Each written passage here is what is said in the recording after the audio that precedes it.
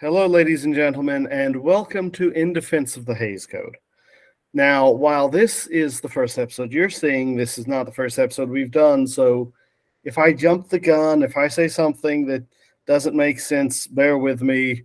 I'm attempting to live in the past right now. I am your host, Ellis Womack. See, jump the gun. I am your host, Ellis Womack.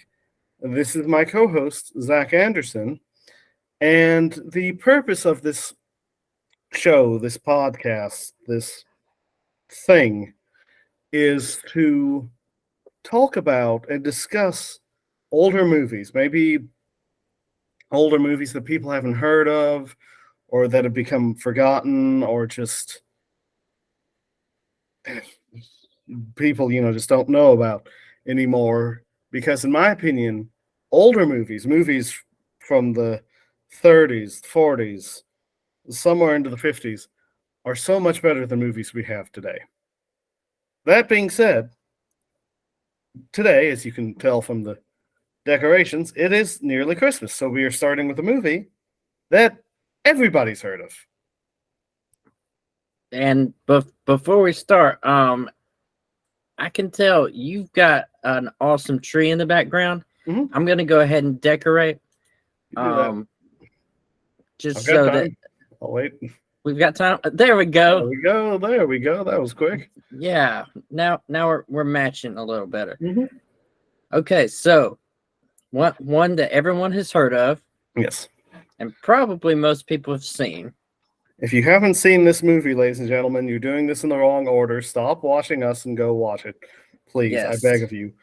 Nothing we say can top this movie. But today, ladies and gentlemen, we are going to cover what is, in my opinion, not just the greatest Christmas movie of all time, but possibly the greatest movie of all time. For it truly is A Wonderful Life. That's it. It's a Wonderful Life, starring Mr. Jimmy or James Stewart.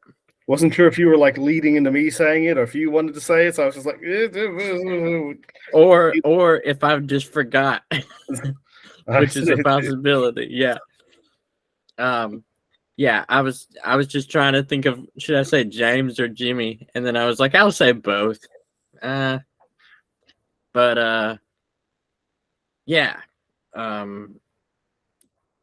So I watched it today. And I realized something that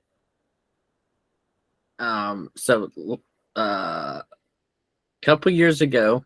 You might want to turn your tree off. It's you're lagging on my end, sir. I'm lagging? Severely. I think the tree has hampered you.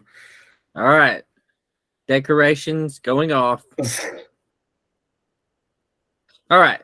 Oh, that's much better. That's much better. It's still festive. I've got on a Christmas sweater. Got some hot chocolate. I just happened to glance up and I'm like, wait, no, things are breaking. Not now. Okay, so am I good now? Yes, you're good. Sorry. Didn't mean to interrupt you, but I was just there was genuine fear. But no. Yeah, that was a good call. All right.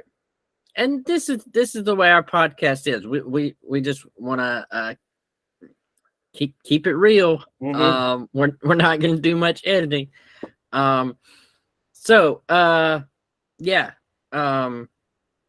Today I realized that this was my first time to watch it all the way through. Please don't jump through the screen and hurt me. That's for me. But nah. I have seen a lot of it, and I thought I had seen all of it. But I had gone to see a play a few years ago of It's a Wonderful Life. Great play. And so I knew it. I knew the story, but I had not seen it all the way through. And I've got to say, fantastic. Loved it. Mm-hmm. It's one of those movies, and ladies and gentlemen, we try to keep it spoiler free, but most of you have seen this. And again, if you haven't, what are you doing here? Go watch it. We'll still be here when you get back. That's I don't care if it's summer. Go watch it. this is one of the few movies that I'm in tears the entire time. I love the movie to death, but just at various points in time, I am just in tears. So let me ask you this, and maybe we can get into it a little more. Mhm. What is it about this movie that brings that about? I think it's just there's a genuineness to this movie. Mm, There's a realness with like just especially Jimmy Stewart's performance. yeah. There's just a real rawness to his acting, to how he portrays George Bailey.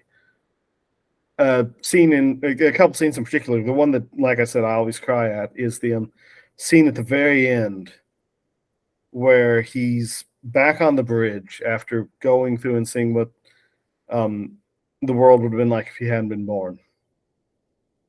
And it's that, he's on the bridge and he's praying, I want to live again. Please, Clarence, I want to live again. And I'm like, okay, I'm fine. And then it gets to the please, God, let me live again. Tears. Instant. Yeah. He was, yeah. So that was very interesting, and I even mentioned that as I was watching it. I was like, oh, as soon as he prayed to God, not an angel, things changed. And of course, it's fiction, and so the way they portray angels and things like that isn't, theologically accurate. Yeah. But the truths that are portrayed, like excuse me while I come into a modern day film, but it's an old book. The way that, like, the Lord of the Rings or Narnia or some of them portray certain things and analogies and things like that, really good truths come out. Yeah, and man, that is so powerful when he's on the bridge at the end again. One thing that I think you're talking about the genuineness, and I really think one of the big parts of that is that it is something that Jimmy Stewart and his acting, and then the writing about how I think everybody feels from time to time. Just a toughness of life weighing down on you, and you feel like, it'd be better if I wasn't even here. Like, everybody, I think, goes through that at some point or another, and just the way that they hit that home and show, okay, if he hadn't been at the ice, at the beginning, then this wouldn't have happened, and this wouldn't have happened. And Mr. Gower, everything that he went through, 20 years in prison because one person wasn't there to help him. Right. And so, yeah, I think those things alone are very human, just human experience. And we don't get to go back and look and see, like, how has other people affected us and how have we affected other people. But getting to see that on the screen was really, just thought-provoking. Well, that's kind of like Clarence's line, when he tells him, you've been granted a wonderful gift. The chance to see what the world would be like without you. Ladies and gentlemen, I may have the script of this movie tattooed on the back of my eyeballs. I'm not entirely certain. Yeah. Well, there's so many great lines like that one in this movie. I think one of my favorite lines, and one of the ones that stuck with me just because of the delivery, and I'm kind of going off into the weeds here, but when he finds Harry Bailey's grave, Oh yeah. um, and Clarence says his piece, and George whirls around and just the whole "that's a lie." Harry Bailey saved the lives of every man on that transport. It's just such a powerful line. Yeah. And then Clarence's response. Mm-hmm. He's like, "Nope, they all died." It's like, whoa, yeah. Um. So let me ask you this about the movie It's a Wonderful Life. Mm-hmm. Probably your favorite film Yes. of all time. Um. Tell me, as people will watch the podcast, they will see that you know a lot of the behind the scenes, um, you know, what like movie trivia Mm-hmm. in history. Tell me some of the stuff about It's a Wonderful Life, because I know you know stuff. Oh, It's a Wonderful Life. The behind the scenes stuff is almost more fascinating than the movie itself. I'm just going to try to hit these in no particular order. I'm going to say them as they come to me. So if I start veering off, just you know me well enough. Just let me go, and I'll circle back eventually. All right. First off, the casting of Mr. Potter, um, Lionel Barrymore, couldn't have been more perfect because for about 10 odd years, nearly 20, before the movie came out, Lionel Barrymore played Scrooge, Ebenezer Scrooge, in a radio adaptation of A Christmas Carol every year on Christmas Eve. And you said a radio adaptation? Yes. About Wow. a 30-minute long radio adaptation. I think he only missed 2 years, but he would play him. And he was supposed to play him in the 1938 Christmas Carol adaptation, but that's when his arthritis really started kicking in and he couldn't. Mm. So, I mean, it's just, he'd been training for the role of Mr. Potter for years. That makes a lot of sense. Yeah. And then just talking about the behind the scenes of the movie, just sorry, sorry, ladies and gentlemen, I've been fighting a little bit of a cold for the past little bit, so you'll hear me cough from time to time. This movie basically saved Jimmy Stewart's life and his career. How so? Prior to this, Jimmy Stewart had actually flown missions during World War II. Oh, right. Yes, I did know that. I think he's like the highest decorated. There's something about him being the highest decorated something or other. I don't quite recall. But after the war, he did not want to go back into Hollywood. Now, the man had already made movies like Can't Take It With You, Mr. Smith Goes to Washington. After The Thin Man. But, with the war over and after everything he'd seen, he didn't really know if he wanted to go back and do movies because, in his mind, how can I? I've seen all this death and destruction and all this loss, and you expect me to just go back and, act like nothing has changed. Yeah. Until Frank Capra, the director of It's a Wonderful Life, approached him. And they'd worked together 2 or 3 times before. So they were well acquainted, and he basically laid out the plot of the movie. And Jimmy Stewart said something to the effect of, well, Mr. Capra, well, Frank, if you want me to play the role of a man who's down on his luck and nearly commits suicide until he's shown how much his life matters by an angel named Clarence, because I'm your man, I'm in.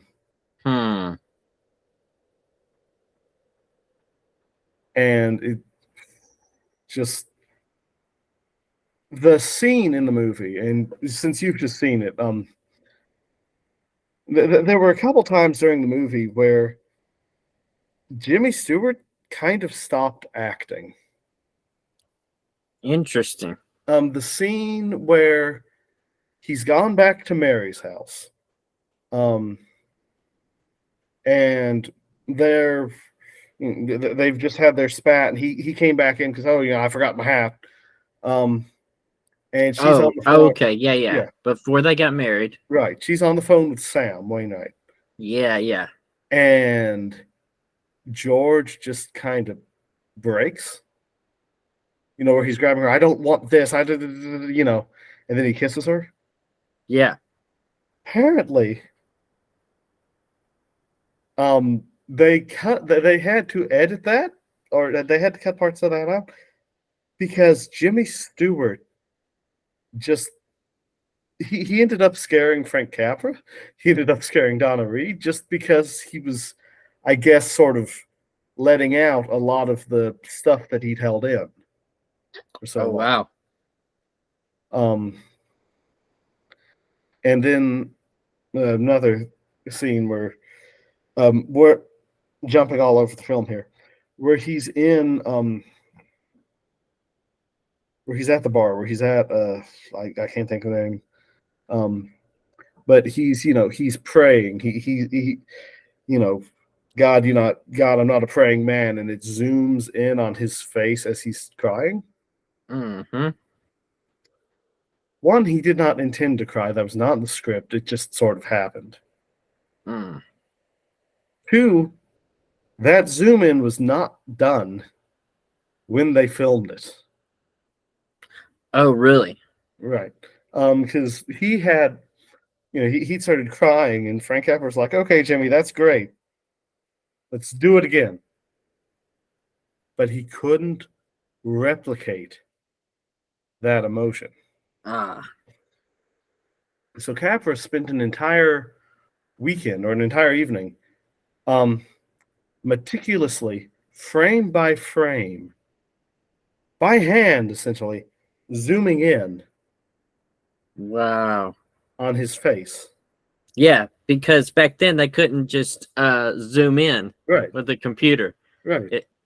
Obviously, it was all film and frames, and so you're saying that because the take was so good and was actually genuine when he was in, I think it was Martini's Bar. Yeah, Martini's. Martini's. I couldn't think of the word. I can't remember if the name got changed when No. This was back before. Clarence. You're right. This is right after he's. No, this is right before he decks the teacher's husband, or Nick decks the teacher's husband gets punched. Hits or punches him. Yeah, punches him. Right. Yeah. So the emotion there was genuine, and he had to pull in frame by frame. That's wild. I wonder if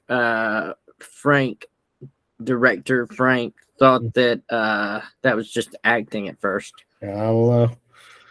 Frank Capra directs some of the best films I've ever seen. He's probably my favorite old-timey film director, hands down. Really? Really? What's like your top 3 Frank movies?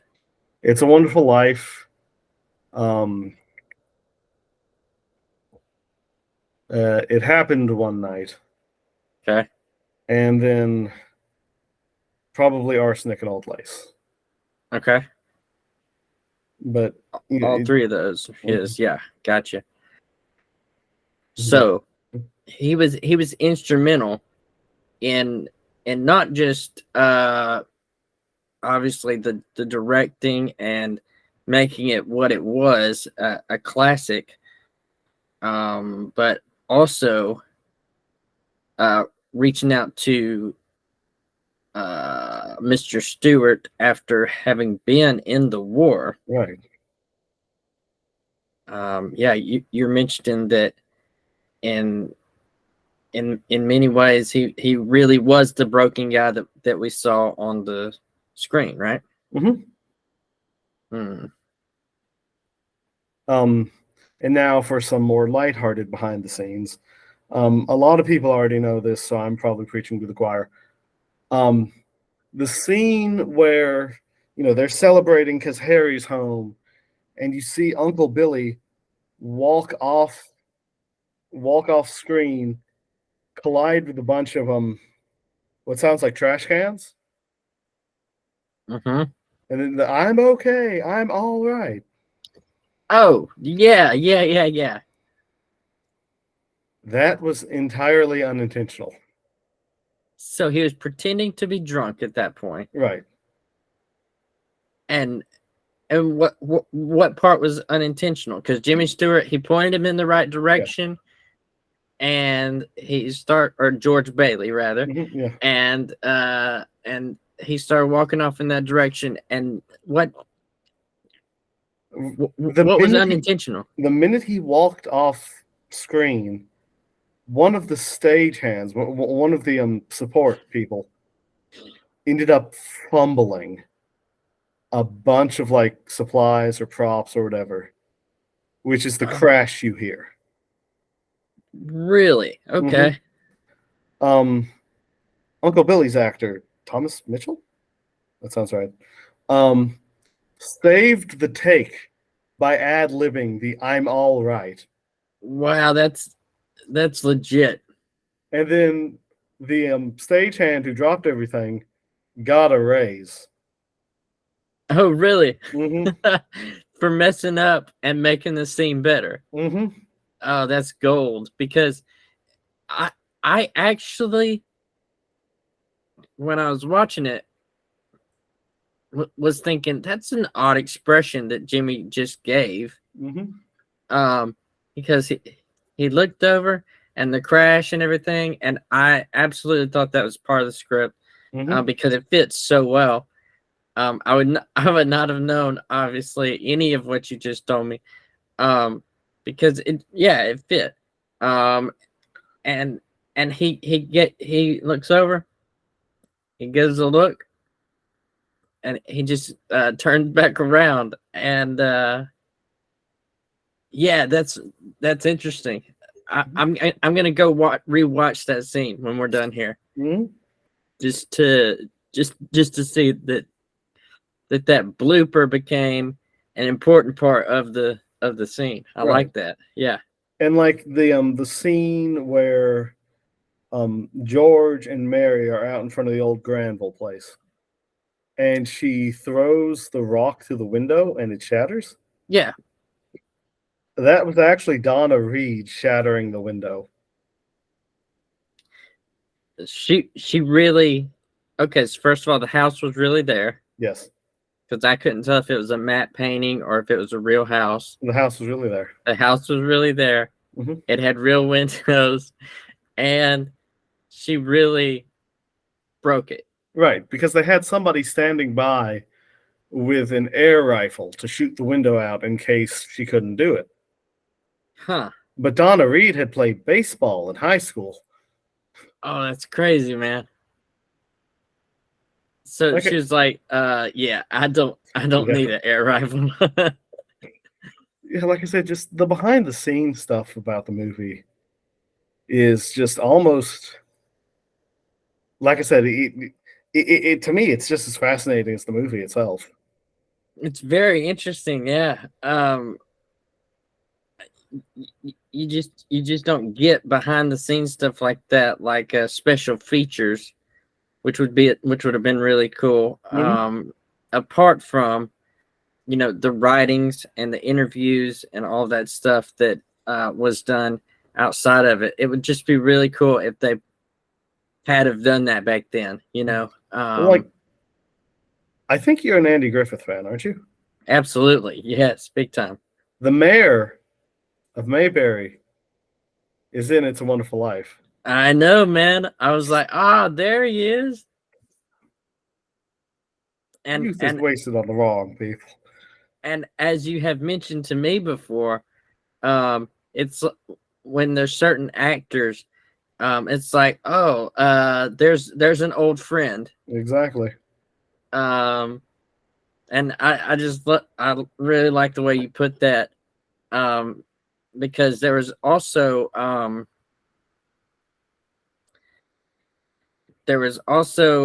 two other people. One of them was a thug from the Three Stooges. He played a thug on there several times, and he was one of them that threw George Bailey out of the bar. And I was just like, hey, I recognize that guy. All I know of him as he's a thug from the Three Stooges. And then there's another guy who was on a TV show called Petticoat Junction from back in the day, and he was like a railroad guy. I don't remember what he did in this movie, but I just saw him and I was like, hey, I know that guy too. So yeah, it's really cool. This for the audience. Really cool watching old movies. When you start to get to know actors and characters, the way that they pop up in different ways. It's really fun. Well, like Alfalfa from the Little Rascals was in the movie. Dude, yes. I did not recognize him. And then my sister was like, you know who that is, right? And I was like, he looks super familiar. And then she's like, yeah, that's Alfalfa. I was like, oh my goodness gracious. And the fact that they let him be the one to turn the key and be mischievous, hilarious. Which, another fun fact, that the pool was not in the original script. You mean at the I think it was like Jitterbug contest or whatever? Yeah, that was not in the script. Frank Capra had apparently, I guess, been visiting different high schools to figure out which one to film in. Okay. And he went to this one in California that was like, hey, yo, we have a pool in the basement. We have a pool under, the floor. And he's like, okay, I'm putting this in the movie. Oh, okay. So I get it now. It wasn't originally in the script, but when he saw it, it became part of the movie. Yeah. That's so good. I liked when they were dancing and everybody stopped to watch them. And George Bailey, aka Stewart, he was like, we must be doing really good. He thought everybody was just stopping to watch him. And then they put the spotlight on him, and eventually they fell in. One of my favorite, two parts of that I liked. They kept dancing even in the water. And then the other part was when like the main judge / principal, whatever he was, he was like, get out of there. And then he was like, oh well. And then he jumped in. I was like, my man, that's the way to roll with it. And like I said, the movie is just, there's something so special about It's a Wonderful Life. It's really hard to like quantify, but it's just, there's just something about it. Like I said, it's what's funny. I can remember being a little kid and going, "Do we have to watch this again? We watch this every year. It's black and white. I don't care." But now here I am doing all this stuff about black and white films, and it's my favorite movie of all time. Wow, yeah, that's wild the way things change like that. Okay, so let me ask you this. It's known as one of the best Christmas movies of all time. But how much of it is actually about Christmas? It just, a lot of it doesn't seem like it's about Christmas at all until the very end. Why do you think it's categorized as a Christmas film? Well, first off, the main part of the film, because most of it could be categorized as, oh, this is just backstory. The main plot of the film takes place, around Christmas. And Well, actually, one of the reasons why it's categorized as a Christmas film is because during the 70s and the 80s, fun fact, the movie flopped when it first came out. It's a Wonderful Life did? It bombed in the theaters. Oh, Um, that's so wild. and the only reason why it's as well known as it is today is because when they were signing the when they were filling out the copyright notice, some absolute saint of a dingbat filled it in wrong Okay. and bungled their copyright. So in the 70s and the 80s, when the pay-per-view channels and when the all movie all the time channels started up, and they wanted a film to play around Christmas, well, here's It's a Wonderful Life just sitting there pretty. Oh, without because it was because it was like free right. reign. Anybody could use it. hmm Oh no! And so they played it nonstop around Christmas. All of these different channels could.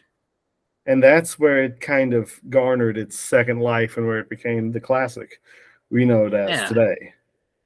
Because it was so often played. That's wild. I did not know that. Mm-hmm. Okay. So I guess that's a more of a technical answer to your question. But as to why I personally think it's a Christmas film, it's the theme of it. You know, you can have a lot of Christmas movies, and I'm not throwing shade at any. You can have a lot of Christmas movies that are Christmas movies simply because, hey, we've got a Christmas tree. Hey, we've got Christmas lights. Hey, Santa's in this. Again, not throwing any shade. I love most Christmas movies, so yeah. But this one is a Christmas movie, not just because it has those trappings, even though really the only Christmas carol it uses is, I think, "Hark the Herald Angels Sing." Yeah. Fun fact. Yeah, they sing that at the end, and the little girl's playing a song on the piano. I forget what it is. But it just I lost my train of thought, so I'm just restarting. Well, you were saying that the theme, was the theme. Remember, no man is a failure if he has friends. Just this whole theme of togetherness. In fact, I would say, I have not seen anything capture that sort of feeling of togetherness, that aspect of Christmas, the people coming together, as the very end of the movie, when they just start coming in with all the money and the cash and everything. Which again is another one of those scenes where I am just in tears because it's so great. Especially when it gets No, go ahead. Especially when it gets to my brother George, the richest man in town. Yeah. It's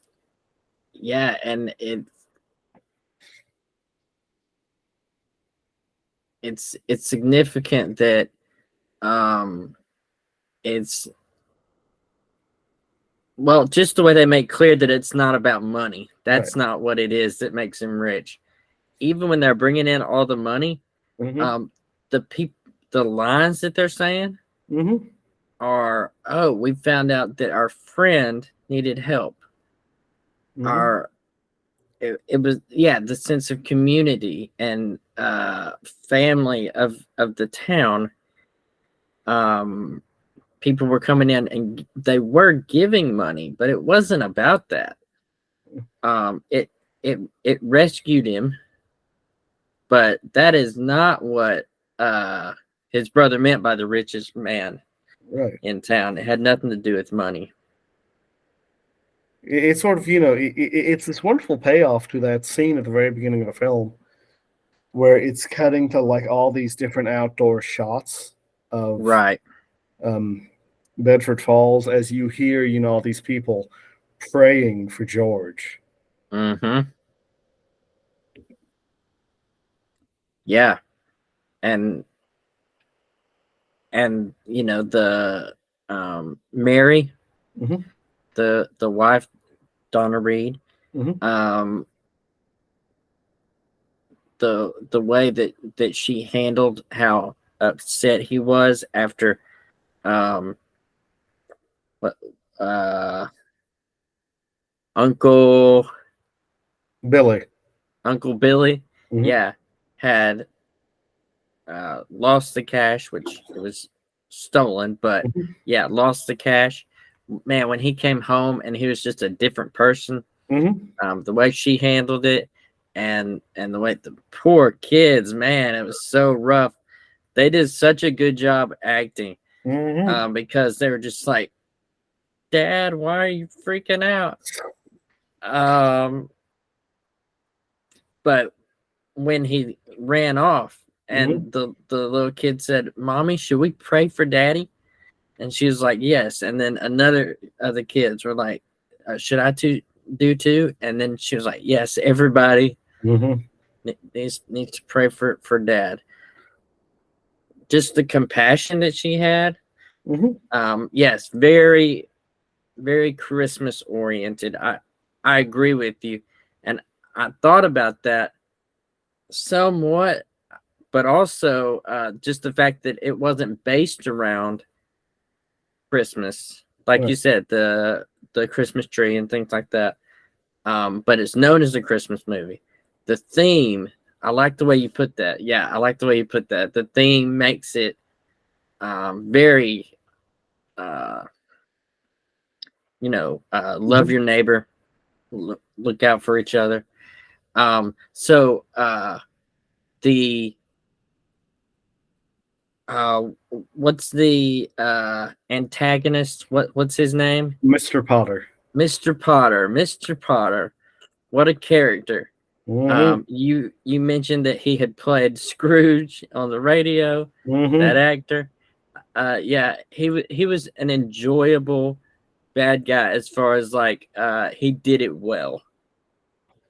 Um, and was just about making cash and being a trickster and all of those things.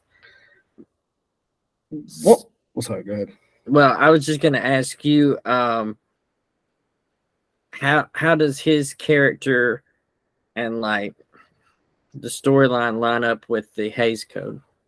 Well, it's sort of funny, and I was wondering when we were gonna broach that subject because how they handle Mr. Potter flies directly in the face of the Hayes Code, but does it in such a beautiful way that I can't fault it. Because Okay. the Hayes Code demanded you can have, bad characters doing bad things, but they have to be shown meeting their just desserts at the end. Whether that's in a gangster film where you have the gangster doing all this bad stuff and then him, dying at the end, or Mm-hmm. um, a woman's shoplifts something at the beginning of the film, goes through this wonderful romance with this man, only to end the film being arrested. Yes, that's a real Christmas movie, and it bothers me. Um, but like with Mr. Potter, nothing bad happens to him by the end of the film. I'll get into what was supposed to happen to him here in a minute. Um, but Okay. in the version we have, nothing bad happens to him. But I think that's so significant because at that point, narrative wise, he's effectively dead. Because at that point, George Bailey has been so rejuvenated, he has nowhere he can stick a claw in him.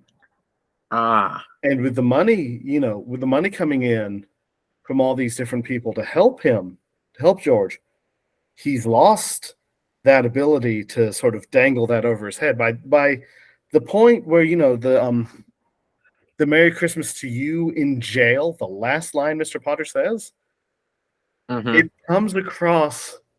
I mean, we don't know it yet if we've only seen the movie for the first time. But at that point, all he has left is empty threats. George Bailey didn't know that, Yeah, and Mr. Potter didn't know that. right. Yeah. Like I said, at that point in the movie, that's not known, but after that is when they bring in the money and, everybody comes in and, just loves on the Bailey family. And at that point, Potter is just not important anymore. Potter has no grip to the narrative because he's lost. I think that's one thing I really like about the movie. George Bailey never outright tries to fight Mr. Potter. There's no scene of him getting up in Potter's face. I mean, there's a couple scenes where he chews him out, but it's not a scene where it's like, oh, I'm going to. It's not a movie where it's like, oh, you're the bad guy and I'm going to stop you. George Bailey just continually confounds Mr. Potter by just being George Bailey. Yeah. He just keeps doing. He focuses on doing good and the right thing. And he has some confrontations, but it's basically saying, hey, I'm not going to let you treat me like you treat other people. Right. He doesn't try to get revenge or anything like that. Like you said, stop him. He just is persistent in what he's doing. There's a beautiful scene. I've read people talking about this. When Mr. Potter offers him the position, and George Bailey, thinking of everything he can get with this money, reaches out and shakes his hand, and then you kind of see the revulsion come over his face. Yeah, I've read that first off, people have timed how long it took him before that clicked in his brain, and it's only a matter of seconds. And two, I've read a lot. It's because in that moment, George Bailey is just looking out for his family, but the minute he shakes Mr. Potter's hand and feels the man sweating, it clicks that he's not trying to help. He's still scheming. Yeah.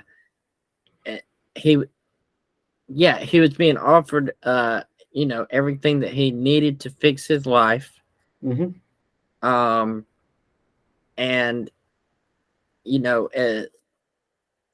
metaphorically, it was like making a deal with the devil. And he realized that when he shook the hand, and it was like, I'm selling out. I can't do this. And yeah, the way it came over his whole demeanor changed. That's some good acting. And it says something to me just about Mr. Potter's character. You can read the movie as him hating George Bailey and going out of his way to do all this stuff for George Bailey and carrying this grudge about George Bailey simply because George Bailey stood up to him as a kid. Oh, yeah. When he runs in, it's like, no, my dad, da da da da da. Yeah, he never liked the Baileys because they would not be threatened. No, but kind of going back to what I had said earlier, he ceases to matter in the film, but that wasn't the original script. Okay. The original script,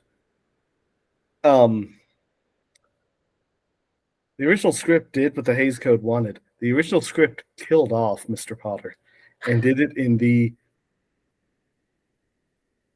my brain wants to say the most metal way possible. Yeah. Because in that scene, that Merry Christmas to You in jail, it's supposed to, cut to Mr. Potter getting ready to leave and trying to, get his assistant, but the assistant's not coming. And Clarence is supposed to appear, sitting on Mr. Potter's desk, eating an apple. And he basically, in this scene, I've read the script of it, he's supposed to lay into Mr. Potter, basically telling him, George Bailey almost took his life tonight. And if he had, his blood would have been on your hands. And, he would have just, basically laid into him,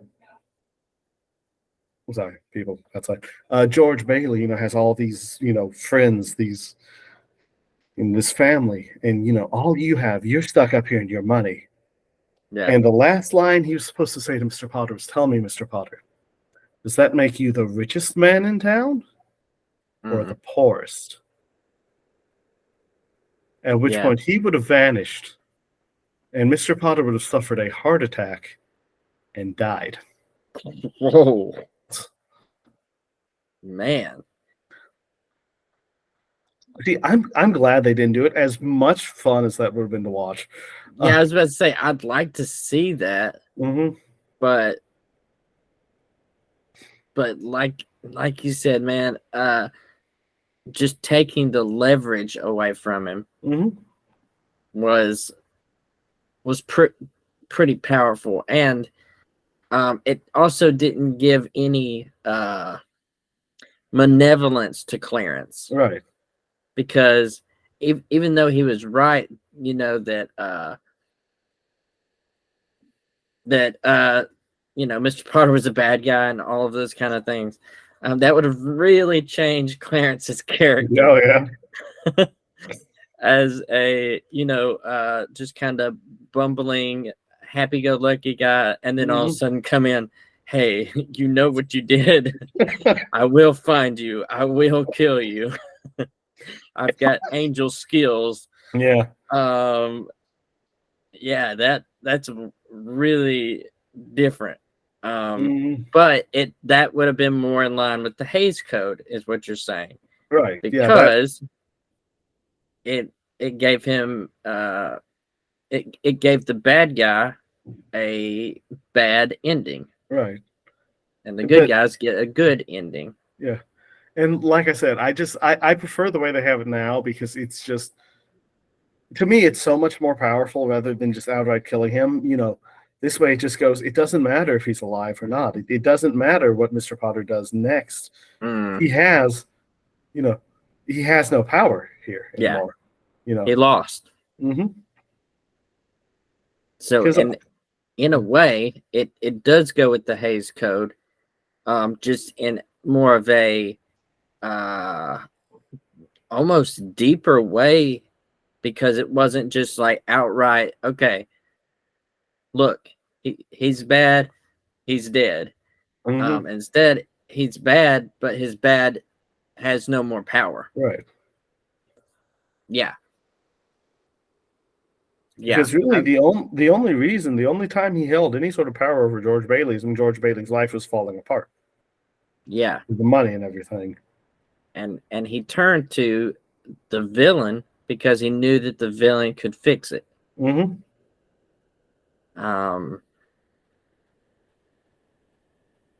by that point, Mr. Potter wasn't trying to buy him out, wasn't trying to anything like that. He just wanted him gone. Right. He just wanted him in jail. He was tired of him, but he wanted George to come in and beg. Right. And then deny him that. And another reason why I think it's very good how they did it, because to me, going back and watching it, Mr. Potter is sort of what might be considered a paper tiger.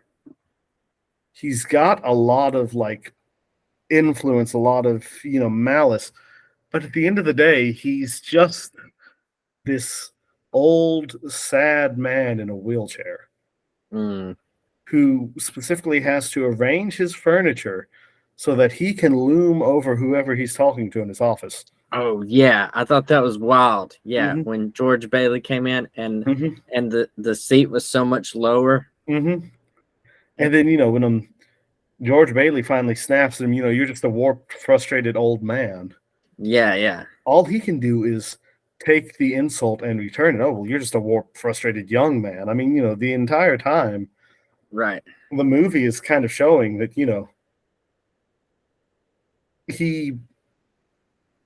Mr. Potter is only powerful insofar as people, sort of kowtow to him and his money. The minute he runs up against, somebody or whole family of somebody's who doesn't, Yeah. That's typical bullying Mhm. You know, when uh, when you're willing to be steamrolled, Mhm. then they win. But when you stand up and they're like, no, no more steamrolling, Mhm. even at the cost of everything, Mhm. then people no longer have a a control over your life. Right. And so that was another really cool thing. And George Bailey wasn't flawless. He would like covet like what other people had, and he hated his city, Mhm. and he was so discontent with everything going on. But then he would realize again, okay, this is where I'm supposed to be. This is all right. This is okay. I'm gonna help people. Right. Um, I think it says something so much about the movie and about George Bailey's character. Yeah, he hated Bedford Falls, but he never stopped trying to help it. yeah, because he loved the people. Mhm. He loved the people, and that's really significant because he wanted to travel the world and do exotic things, what he considered important. He even told his dad, like, I want to go do important things, which eventually meant like architecture. Yeah. But his dad was like, he didn't come right out and say this, but it's basically helping people is more important Mhm. than building your kingdom of skyscrapers and traveling the world and living for yourself. Right. And that really resonates with me as far as like wherever you're at, um, you can reach out and help and be helped by the people around you. Um, Sort of like a lesson on contentment, isn't it? it is. It is. That's right. Little That's inside joke there, ladies and gentlemen. very Little true. inside Very joke. true. Yeah.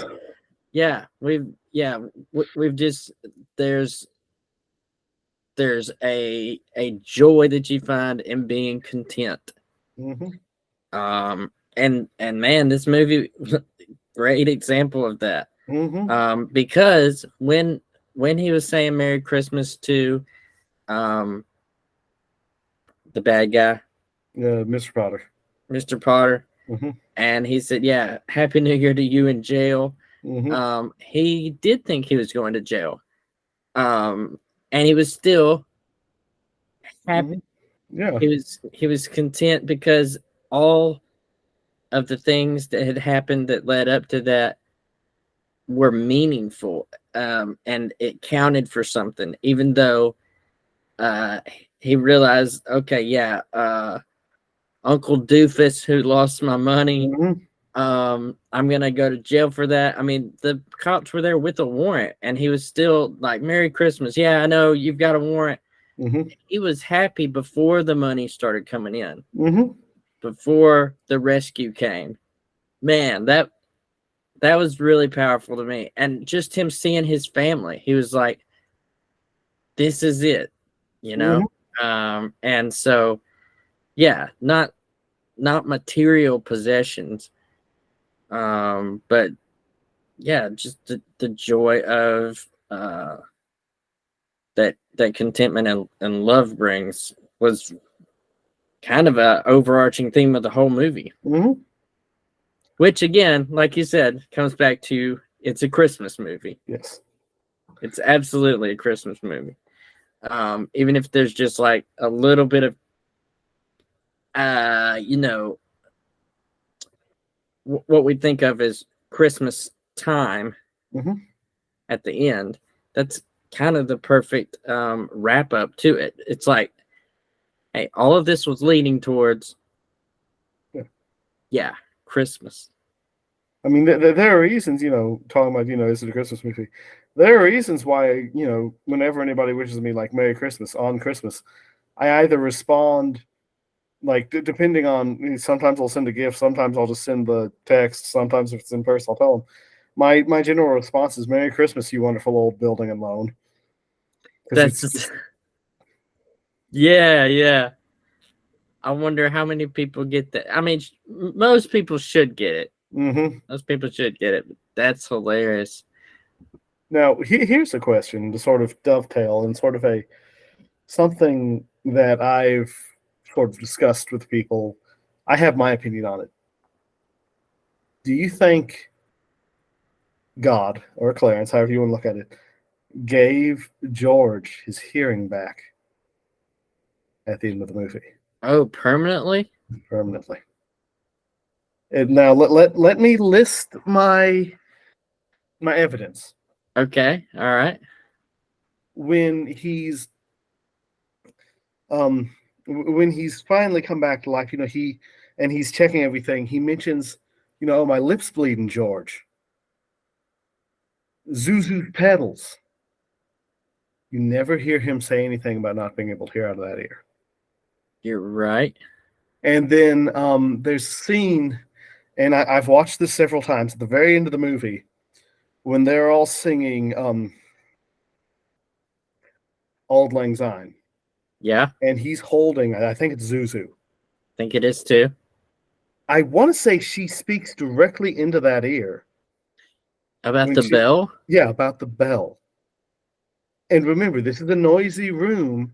And if you remember earlier in the film, at the very beginning, right after he's lost his hearing, quiet druggist's office. And little Right. Mary gets right up into his ear, the George Bailey, "I'll love you till the day I die." He can't hear a lick. Yeah. It looked like he ignored her, but he couldn't hear her at all. Right. Yeah. Ooh, that's interesting. I've seen people discuss this. I've thought of it myself. I mean, nothing's ever been said one way or the other, and like officially. Right. And the people Yeah. are all dead. But that's very significant to me that on the bridge he mentioned everything that was back to normal. Mhm. And then he went through the town, everything was back to normal. The ear thing was very significant to his whole character. Right. Because Mr. Gower, he hit him in the ear. Mhm. Like you said, was it Mary who whispered in his ear when he was a kid? And even when he's shown what it's like, when Clarence speaks to him, and he goes, "Yeah, hang on, that water must have knocked something loose. Say something in my ear again." He does. He goes, "That's wild. I haven't heard anything this ear in years." Yeah. Right. It was a huge part of the story, and then they didn't go back to it. Right. And okay, I want to say he was holding Zuzu in this arm, and it was his left ear. Everybody was singing, and there was a bell on the tree. That's what it was. Right. There's a bell on the tree, and she said, "Teacher says, every time a bell rings, an angel gets its wings. Teacher says." Oh, that's right. Yeah, Zozo. And man, that it makes me think that he did get to keep his hearing. What? Tell me some of the arguments against it. I haven't read any arguments against it besides just people saying no. Yeah, but besides people going, "No, that doesn't make any sense. Stop it." But it's like, I like it. Yeah. Well, I guess the one argument would be that everything went back to normal. Right. But there's no evidence that everything went back to normal. Right. And the fact, like I said, that went back to normal. Most things did. Yeah, kind of like what you said, the fact that he makes sure to list the fact that his lip is bleeding again and that he's got Zuzu's pedals in his pocket. Yes, the three things that he noticed when he first had no longer been born, was the ear, that he wasn't bleeding, and he checked his pocket, and Clarence said, "Yeah, the petals aren't there." Man, that really adds up. It's interesting that they would not. Wow, man. It's interesting that they would not emphasize that, Right. but it's kind of cool that they didn't. Yeah, And because I mean, even now, the movie, we can speculate on it. Like I said, I think the only cast members that are still alive are the kids. We still meet apparently every once in a while. That's cool. That's very cool.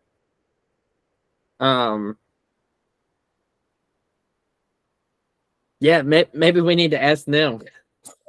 We need to find out. Hey, did George get his hearing back at the end? Because it all adds up, and you better just agree with us. Yeah. Like but yeah, that's wild. My personal opinion is that he did, but I just think that's sort of neat. Yeah, like just an extra gift. Yeah. That's pretty cool. Yeah, so I would rate this movie a 10 out of 10. 100%. Very rarely do I give movies that high of a rating, but yeah, it was just, I mean, pretty much with Jimmy Stewart in something, it's gonna get an 8. And then when you put in the story and the truths that are magnified in it, yeah, it's just yeah, it's one of those. Again, it's 10 out of 10 for me. You know me, I like finding things, so it doesn't feel like I'm just praising the movie ad nauseum. I like finding things, if I can, to sort of go, they could have handled this a little better. Yeah. The one part of the movie that I think is kind of not ridiculous, but it's like you could have done something different with this without breaking the Hays Code. The whole deal when he finds Mary. And, everything else has happened, all this horrible stuff. And where's Mary? Oh, you wouldn't. I'm not supposed to tell you this. Where's Mary? She's an old maid. And then it cuts to her with like glasses. And it's a library. And they desperately tried to like make her look as plain as possible. But I mean, come on, that's still Donna Reed under there. Yeah. You can slap as much makeup as you want, but that's still Donna Reed. I don't care what anyone else says. Right. They tried to make her look like a nerd or yeah. That's the one thing. It's like you could have done something a little different. But overall, that's such like what? Like what? Like what was it that about that you thought they? Well, the build up with the whole, I'm not supposed to tell you this, makes it sound like it's going to be something awful. A little more harsh, like some of the other things that he's seen. Because I mean, he's already seen that his younger brother's dead. Right. There's a deleted scene. They filmed it, but it didn't make it in the movie, where he's supposed to find the grave of Martini and all of his family, and I assume his goat. Right. After their home in Pottersville burned down. Oh wow. Okay. Yeah. That would make sense. Yeah. So yeah, I get that. After all those things, they make it like, oh, I can't tell you how horrible it is. She's a librarian. Yeah. Which is like, oh, that's not that bad. Like, see, I think, and again, I can understand. Single? Okay. I can understand where this would have been sort of like the Hays Code might have had a stroke. But if they had done something with maybe her being in a married but in a not quite as good relationship. Yeah. And then have the man, have George run up, start talking to Mary, and have the man make some statement or move towards her like he thinks, oh, she's cheating on me with this random stranger. Yeah. Maybe, he goes to do something, and George, acting out, trying to protect his wife, decks the man in the face. Yeah, And then yeah. we still get him running away and Bert the cop firing into a crowd of people trying to hit him. Man, that was a wild scene. Yeah. Yeah, the cop was like, "All right, get down, bang, bang, bang, bang." Mm-hmm. But yeah, he was like, "That's my wife, and everybody was like, "No, it's not. We know she's the librarian, Yeah. and she doesn't get married." Yeah, I agree with you. That was a anticlimactic.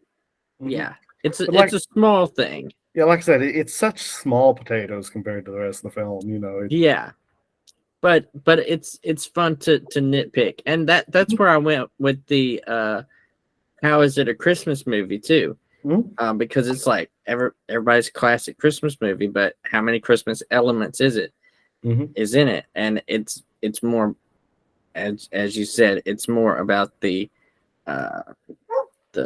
lessons and Right. the truths about surrounding the beauty of Christmas. And it's a Christmas movie without having to have all these Christmas trappings. Sorry, without having to take the time to try to subvert the this is all dressed up like Christmas, but this is going to be a Christmas movie where not everything goes to plan. Yeah. Hmm? Which is kind of like Ebenezer Scrooge. Right. It was clearly Christmas. Mm-hmm. Which of course another classic, like you said, not dogging on Christmas movies. But yeah, this one's unique. This one's unique. It's solid. I'm a fan for sure. Oh yeah. Like I said, this is one of those movies. I've got to see it in theaters. It's seeing it in like an old 1900s era theater. This does not tell you how old I am, ladies and gentlemen, but getting to see it in that sort of theater with like the organ coming up and playing all the music, oh, that was wonderful. Oh, you did get to do that? Yes. Really? And not the one when I was sick. This was back a couple of years ago. Yeah. But yeah, it was at the go. It was at the Alabama in Birmingham, and it was just just such an experience. Mm-hmm. Yeah, that's cool. That's very cool. Well, ladies and gentlemen, I suppose this is where we'll wrap up, and I hope once the rest of the episodes start getting released, you will join us as I drag my co-host here down a trail of old black and white films and try to show him and the rest of you that, old black and white movies should not be forgotten. That is the purpose of In Defense of the Hays Code. I totally didn't forget the name, ladies and gentlemen. I'm doing great. That's the point of In Defense of the Hays Code, is just there are so many old movies that people don't watch anymore because, that's black and white. I don't, that stuff you'd see at, grandmother's house or a nursing home. It's like, no, these are wonderful. Yeah. Well, I'm looking forward to going down the journey. We'll see. Mm-hmm. And yeah, man. So far, so good. Mm-hmm. And I have been your host, Ellis Womack, and I almost said as always, but this is the first time y'all will hear it. I have nothing but movies and time.